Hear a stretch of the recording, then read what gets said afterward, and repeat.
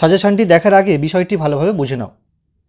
ক্যালকাটা ইউনিভার্সিটির আন্ডারে তোমরা এখন যারা 4th সেমিস্টারে পড়ো অথচ 2nd সেমিস্টার অর্থাৎ পেপার CCGE2 পেপারটিতে সাপ্লি রয়েছে, তাদের জন্যই আজকের এই সাজেশনটি।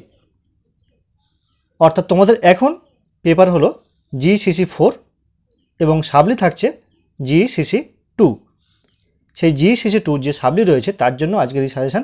দেখে নাও, প্রথমেই আমি তোমাদের 10 নম্বরের প্রশ্ন আলোচনা করছি। দেখে নাও, এই 10 নম্বরের যে প্রশ্নগুলো রেখেছি সেখানে টপ 5 প্রশ্ন রেখেছি আমি। দেখো, GCC2 supply suggestion 2024 marks 10, top 5 questions. দেখো, প্রথম 5টি গুরুত্বপূর্ণ প্রশ্নের মধ্যে প্রথম প্রশ্ন দেখো রয়েছে, পাল প্রতিহার রাষ্ট্রকূট শক্তির মধ্যে সংঘটিত ত্রিশক্তি সংঘর্ষ সম্পর্কে আলোচনা করো। দেখো, এটি 5 স্টার দেওয়া রয়েছে। পরবর্তী প্রশ্ন দেখো টপ 5-এর, চোল শাসকদের সামুদ্রিক কার্যকলাপ সম্পর্কে বর্ণনা দাও। 3 নম্বর প্রশ্ন দেখো, গুপ্ত সাম্রাজ্যের পতনের কারণগুলি আলোচনা করো। এগুলো সবই কিন্তু 10 নম্বরের জন্য প্রশ্ন। 4 নম্বর প্রশ্ন দেখো, শশাঙ্কের অধীনে একটি আঞ্চলিক শক্তি হিসাবে গৌড়ের উত্থান ব্যাখ্যা করো। এই গেল টপ 5-এর 4 নম্বর প্রশ্ন। টপ 5-এর শেষ প্রশ্ন দেখো, একাদশ শতকে সুলতান মাহমুদের ভারত আক্রমণের কারণ ও ফলাফল আলোচনা করো। তো এই টপ 5 অর্থাৎ এই 5টি প্রশ্ন তোমরা অবশ্যই করো, একটু ভালো করে করার চেষ্টা করো। এর সঙ্গে আমি অতিরিক্ত আরও 4টি প্রশ্ন রেখেছি, সেগুলোও গুরুত্বপূর্ণ, তবে প্রথম 5টি তোমরা অবশ্যই ভালোভাবে করে যেও। দেখো, অতিরিক্ত প্রশ্ন দেখো, রাজপুত জাতির উত্থানের কারণগুলি আলোচনা করো।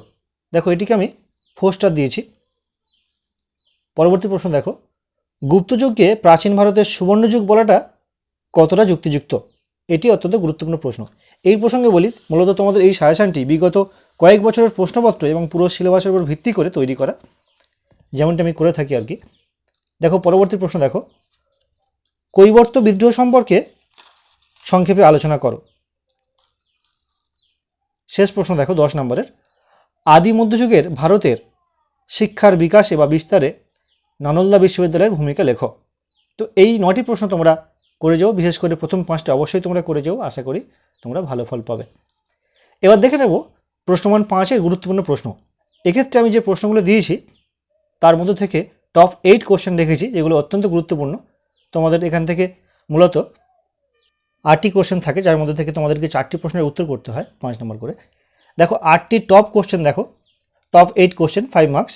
যার প্রথম প্রশ্ন দেখো, আরবদের সিন্ধু বিজয়ের তাৎপর্য লেখো।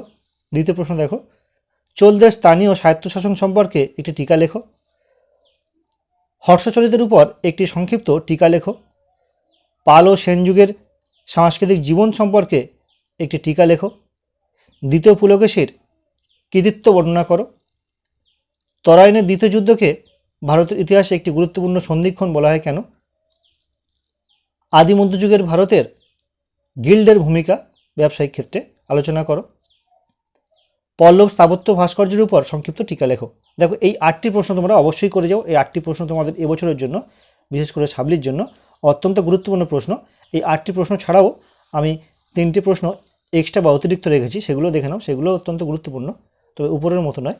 যেমন দেখো, গুপ্ত শাসন প্রতিষ্ঠার প্রাক্কালে বা পূর্বে ভারতের রাজনৈতিক অবস্থার বর্ণনা দাও। বকাটকদের উপর একটি টিকা লেখো। রাজপুতদের বিরুদ্ধে তুর্কিদের সাফল্যের কারণ ব্যাখ্যা করো। তো এই ছিল আজকের ভিডিওর বিষয়বস্তু। তো আজকের ভিডিওটি কেমন লাগলো অবশ্যই কমেন্ট করে জানিও। পারলে একটি প্লিজ লাইক করো এবং বন্ধুদের সঙ্গে অবশ্যই শেয়ার করো।